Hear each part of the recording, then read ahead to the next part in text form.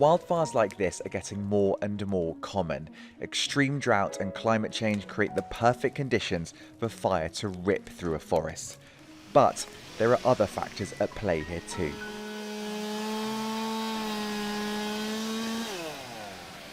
When a forest hasn't had a wildfire for a long time, detritus builds up on the forest floor, branches, bushes, and that's described by experts as fuel. It can supercharge a wildfire. Angela works for CAL FIRE and is in charge of 27,000 acres of trees near Santa Cruz.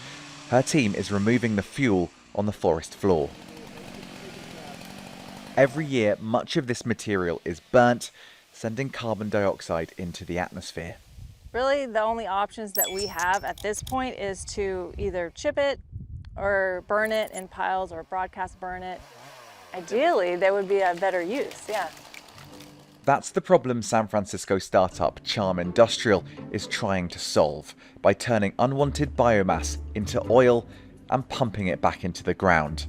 The idea is actually pretty simple. Unwanted biomass, which could be from a forest or a farmer's field, is pulverized into dust and then pellets. It's then heated up to 500 degrees without oxygen. The process turns the biomass into this, oil, a process we sadly weren't allowed to film.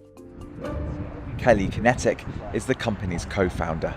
One of the kind of breakthroughs we had as a company was that it's really valuable for its carbon content and not necessarily its energy content. So if we inject this underground, similar to the way that you inject CO2 or other liquids, then that is removing carbon from the biosphere. So how do you pump this thousands of feet underground?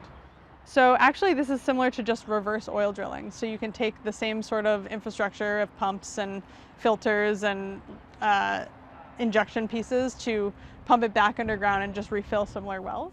Charm Industrial hopes to make money by convincing companies to pay them in the form of carbon credits to sequester the carbon underground. The financial services company Stripe has already paid Charm to offset more than 400 tons of carbon. Microsoft is also working with the company. But the big problem here is cost and scale. Using this process to offset carbon emissions, a return flight from London to New York, for example, currently costs nearly $4,000. Sean Kinetic is Charm's chief scientist. This process is expensive. It's $600 per ton. That's not economical, is it? Absolutely not. I think that the price point of carbon removal is difficult for permanent removals. Sean argues that although other types of carbon offsetting are much cheaper, this method produces permanent carbon removal. When we put it underground, it will remain underground for 10,000 years versus a tree that's planted, which may extract carbon for 100 years but then decay.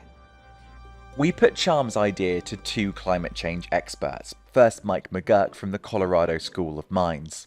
I think this concept is conceptually very powerful. It just comes down to efficiency and cost. And unfortunately, that's not unique to them whatsoever. Is that when it comes to carbon capture, the questions have always been efficiency and cost. And then the carbon removal expert, Robert Hogland. From what we're seeing and how they're approaching it, they're doing it in a very responsible and safe way. So that you're taking carbon and you're actually storing it permanently. I would say there's very little doubt about that. It's solid tons. The question is more, is this a pathway that we want to see on a very large scale? Charm wants to build thousands of these units on farms, in forests. They have lofty ambitions. However, Angela has heard grand ideas like this before, but she's not convinced. I think sort of the smaller scale, portable type of operations would be very useful in the Santa Cruz Mountain. I'm hopeful that something will happen soon. You sound slightly skeptical. Yeah, I probably do. For now, all this unwanted biomass will either rot or be burnt. Perhaps one day though, if Charm Industrial succeeds in its ambition, it will end up deep underground.